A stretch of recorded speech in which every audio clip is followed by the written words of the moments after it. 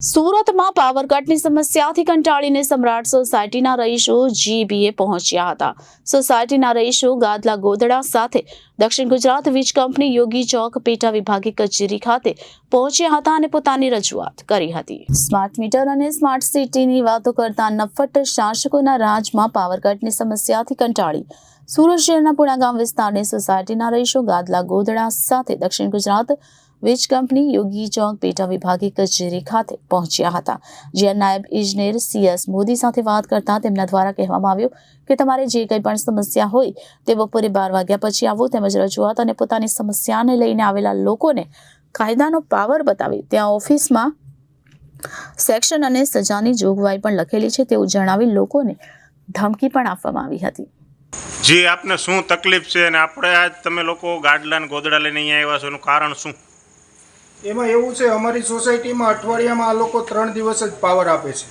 હરરોજ રાતના 9 થી 10 વાગે પાવર કાઢી લે છે અને પછી મેસેજ મોકલી દે છે કે રાતે 2 વાગે આવશે, 1 વાગે આવશે।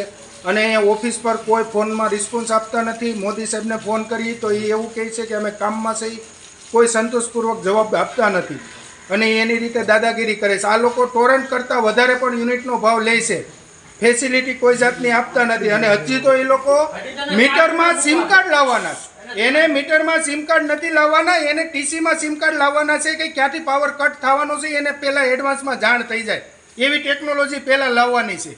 આ લોકોને એકદમ ગુલ્લુ બનાવવાના અને ગુમરાહ કરવાની વાતો કરે છે। મોદીને ફોન કરો તેમ કે આ સાહેબને ફોન કરો, આ સાહેબને ફોન કરો, તા એકબીજા ખોર એમાં કરે અને પબ્લિકનો કોઈ સામાન્ય માણસનો કોઈ પણ જાતનો આ લોકો સોલ્યુશન લાવતા નથી। અને આ ડેઈલીનું રૂટીન કોઈ પણ આ કારગિલ ચોક ફીડરમાં કોઈ પણ માણસ કોઈ પણ સોસાયટીને પૂછી લ્યો, હરરોજ પાવર જાય, દિવસમાં એક દિવસ પાવર ન ગયો એવો એક દિવસ બન્યો જ નથી।